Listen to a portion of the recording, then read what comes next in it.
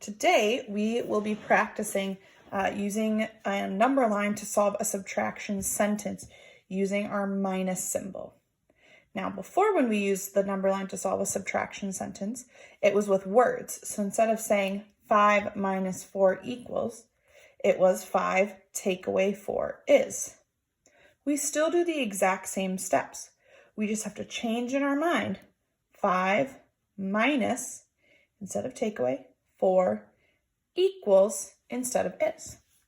So 5 minus 4 equals. Well, I know that when I am doing a subtraction problem, I always want to start with the biggest number because I can't take away a big number from a small number. I have to start with the biggest number.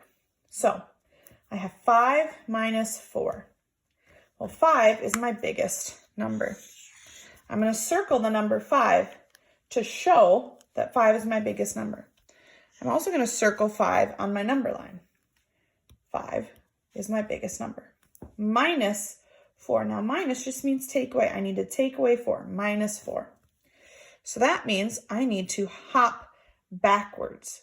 So minus is taking away, and that means that I need to hop backwards. My number's going to get smaller. Let's go. 1, 2, 3, 4.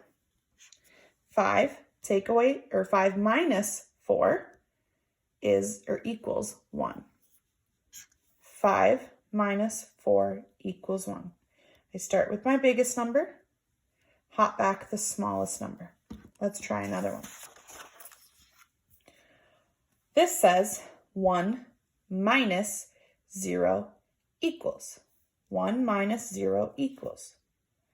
Well, I know that I need to start with my biggest number. 1 and 0. Is 0 my biggest number? No. 1 is my biggest number. Circling 1 because I need to show my work. So I'm going to circle 1. Minus 0, or take away 0. If I have to minus 0, do I have to make any hops? No, I don't need to make any hops at all. So 1 minus 0 equals 1. My answer stays the same. Let's try another one. Why don't you try reading this one this time? Ready? Now I'll read it. 4 minus 1 equals. Is that what you said? 4 minus 1. Which number am I going to circle to start? 1? No, not 1. 4. Why do I start with 4? Because 4 is the biggest number. That's absolutely right, because 4 is the biggest number. Now, I'm going to do one hop backwards because I know that my smallest number is how many times I have to hop backwards to show subtraction. Here I go. 1. Is my answer 2? I'm not even really touching 2. I'm somewhere in between 1 and 2. Did I hop backwards one time? No, I didn't hop backwards one time. I made one really big hop, but I didn't hop backwards one number. Remember, when you're hopping backwards, you need to go exactly to the next number. So instead of making one big one, 1, touching the next number right behind it. 4 minus 1 equals 3. Let's read this one. Go ahead.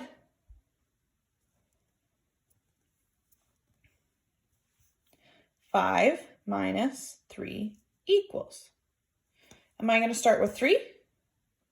No, I'm not going to start with 3. I'm going to start with 5. Why am I going to start with 5?